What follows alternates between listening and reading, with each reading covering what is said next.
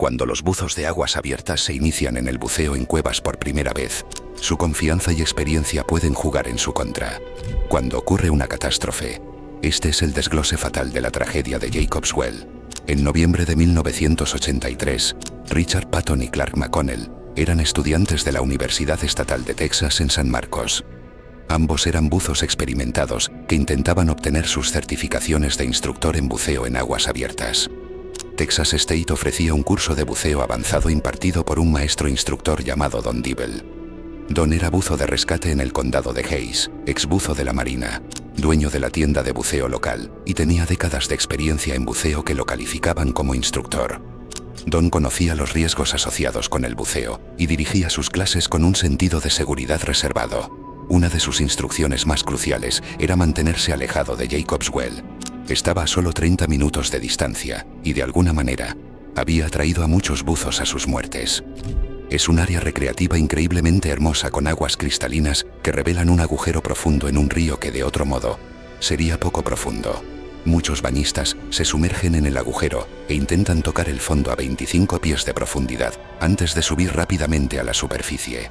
En lo que respecta a los agujeros azules, este parece ser bastante simple en la superficie, pero esa no es la realidad de lo que hay debajo. El fondo a 25 pies es engañoso porque la esquina de ese pozo se desliza en una pendiente de grava que conduce a una cámara subacuática completamente nueva. Las exploraciones comenzaron una vez que los buzos de cuevas se dieron cuenta de esto, y se identificaron 3 cámaras diferentes debajo del pozo principal. Las primeras 2 cámaras eran principalmente columnas abiertas de agua. La tercera cámara tenía un pasaje desafiante para navegar por dentro. Era intimidante para la mayoría, pero una vez que pasaban al otro lado, un buzo entra en una habitación que tiene casi 10 pies de altura y tiene algo de aire atrapado en la estrecha punta superior. En el borde más alejado de la tercera cámara, se vio un pequeño agujero, no lo suficientemente grande como para atravesarlo, cerca del suelo. Exactamente lo que había más allá de ese agujero era demasiado tentador para ignorarlo. Muchos buzos intentaron pasar por el agujero quitando grava y rocas para hacerlo lo suficientemente grande como para pasar. Fue solo 4 años antes, en 1979, que a Don le habían pedido ayuda para recuperar los cuerpos de 2 hombres de Jacob's Well. Kent Maupin y Mark Brasher habían entrado en la cuarta cámara, pero no lograron salir. Hubo un derrumbe de grava en el estrecho túnel de conexión. Los buzos tuvieron que apretar sus cuerpos a través de un túnel que tenía solo 2 pies de diámetro. Después de que los hombres pasaron por el túnel, un deslizamiento de rocas de grava llenó el estrecho tubo. Probablemente pasaron sus últimos momentos tratando de limpiar las rocas y la grava, pero finalmente se les acabó el tiempo. El equipo de recuperación de cuerpos no pudo limpiar el deslizamiento de grava para llegar a los cuerpos de Kent y Mark. El cuerpo de Mark fue arrastrado por la corriente en 1981. El cuerpo de Kent permaneció en la cuarta cámara durante los siguientes 20 años. Don estaba enfermo por la idea de que se perdieran más vidas tratando de acceder a la elusiva cuarta cámara. En enero de 1980, tomó cemento y barras de refuerzo para cubrir el pequeño agujero. Bloqueó el pasaje, dejando barras en el medio para permitir que el agua continuara fluyendo. Podría parecer que este sería el final de la historia para la cuarta cámara, pero no sería tan simple. Solo meses después, los buzos habían quitado las barras y el cemento, dejando una nota en una pizarra de plástico que decía: "No pueden mantenernos fuera". Don había hecho todo lo posible para ayudar a salvar a la gente de sí misma. Ahora solo estaba tratando de instruir a los buzos para que se mantuvieran alejados por completo. Lamentablemente, las advertencias de Don pueden haber despertado el interés en 2 de sus estudiantes actuales, Richard y Clark. Habían oído hablar de las misiones de recuperación de cuerpos de Don e incluso de su propia experiencia cercana a la muerte en la cuarta cámara. Don estaba tratando de entrar en la cuarta cámara cuando un deslizamiento de grava lo atrapó en el estrecho espacio de rastreo de 2 pies. Sus brazos estaban inmovilizados, por lo que no podía tirar de la línea de seguridad ni golpear su tanque para llamar la atención de los miembros de su equipo. Después de varios minutos, casi se había resignado a la muerte, sabiendo que no podía moverse y que su aire se agotaría en solo otro minuto. Relata una extraña sensación de calma al saber que este era el final. Su tanque estaba vacío e incluso había tragado algo de agua. Fue en este momento que tuvo un estallido de instinto de supervivencia, un forcejeo salvaje y patadas que despejaron suficiente grava para que pudiera empujar hacia atrás. Retrocedió por el túnel y vio a su compañero de buceo allí con su regulador extendido para que Don respirara. Don jadeó por aire salvajemente, tragando algo mientras inhalaba. El increíble miedo se convirtió en alivio por el simple hecho de estar vivo. Pero ese alivio duró poco tiempo a medida que comenzaban a subir por las cámaras. El dolor del aire en expansión en su estómago se volvió debilitante. El suministro de aire de su compañero de buceo estaba casi agotado, por lo que tuvieron que seguir subiendo para salir del agua. El aire se comprime bajo presión a una profundidad de 100 pies. A medida que subía, el aire en su cuerpo se expandió a 4 veces el volumen que tenía en el fondo. Para cuando Don llegó a la superficie, parecía estar embarazada de 9 meses. Gritaba de dolor porque su estómago se había roto por completo. Don relató estos momentos desesperados de su vida para advertir a los estudiantes cómo incluso el buzo más experimentado puede ser sorprendido por cambios mortales dentro de las cuevas submarinas. A pesar de la advertencia, Richard y Clark pensaron que sonaba como una aventura investigar esta cueva prohibida. El problema con este viaje era que estos buzos experimentados no solo iban a bucear en cuevas. Estas son 2 actividades separadas con reglas y riesgos adicionales. La confianza en la resolución de problemas que puede venir con la experiencia en buceo podría no ayudar en absoluto en una situación de cueva. No sabían traer una línea de seguridad para marcar claramente el camino que tomaban. Tampoco tenían experiencia en patear estilo rana para evitar que el sedimento fuera perturbado a lo largo de las paredes y el fondo de una cueva. La diferencia más importante es que solo subir no te acercará a la seguridad.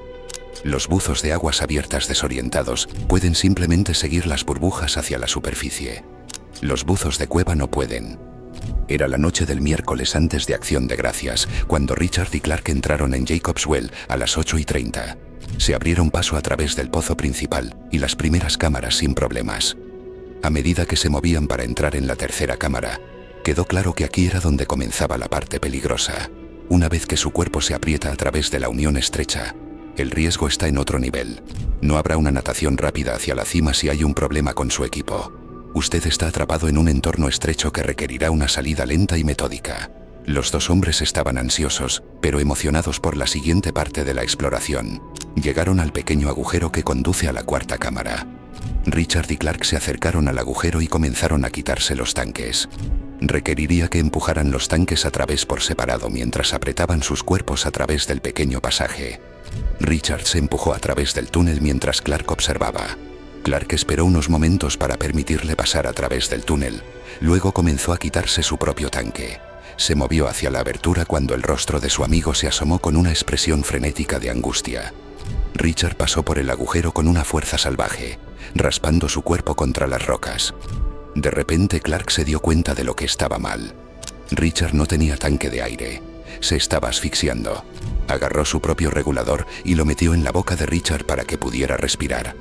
Después de un momento, comenzaron a respirar en pareja, pasando el regulador de un lado a otro mientras se abrían paso fuera de la cueva. Esto tomó una cantidad increíble de paciencia, calma y confianza para apretarse de nuevo a través del pasaje entre las cámaras 2 y 3, tomaría la coordinación más delicada. En una lucha desesperada por el aire, cada hombre tomaría un turno respirando del regulador. Luego aguantaría la respiración y pasaría la boquilla al otro.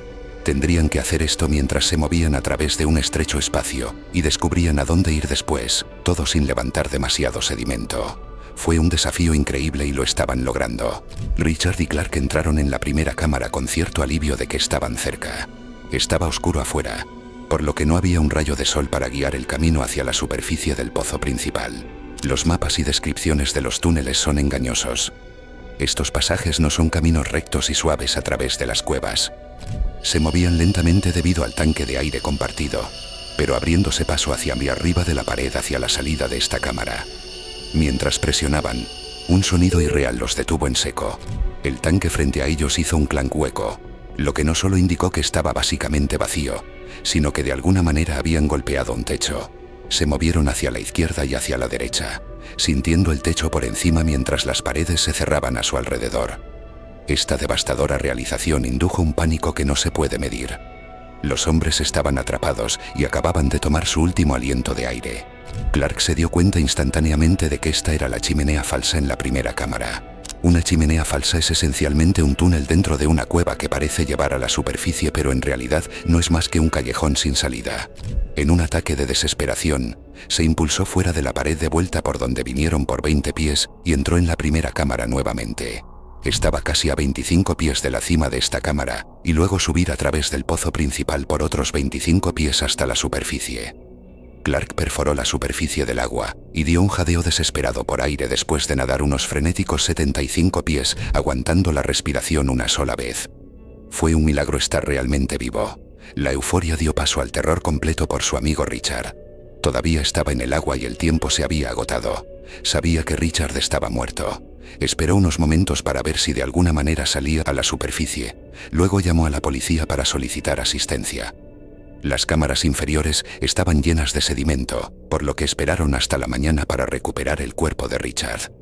Estaba claro que no había lugar para él en la chimenea falsa, y Clark describió exactamente dónde se le podía encontrar. Tristemente, Don ayudó a recuperar el cuerpo de Richard al día siguiente, a pesar de sus continuas advertencias e incluso de crear una barrera física para la cuarta cámara. Otra vida se perdió en Jacob's Well, solo un año después. Wayne Russell moriría en la cuarta cámara mientras buceaba con amigos. Don estuvo allí para recuperar su cuerpo también. Finalmente, el objetivo de Don de restringir las cámaras se hizo realidad. El Departamento de Parques del Condado de Hayes autorizó a un solo grupo a explorar Jacob's Well, más allá de la profundidad de 40 pies. El proyecto de exploración de Jacob's Well ha realizado una extensa exploración de los miles de pies de pasajes en este sistema de cuevas. Una nueva rejilla se ha colocado en la marca de 40 pies y todo el buceo recreativo está prohibido. Se estima que al menos 8 y posiblemente hasta 12 personas han perdido la vida buceando en Jacob's Well. La historia de Richard y Clark es un recordatorio brutal de que la arrogancia ante la naturaleza conlleva consecuencias irreversibles. Si te interesa conocer más desglose de casos reales y accidentes sorprendentes que definen los límites de la seguridad, asegúrate de suscribirte al canal.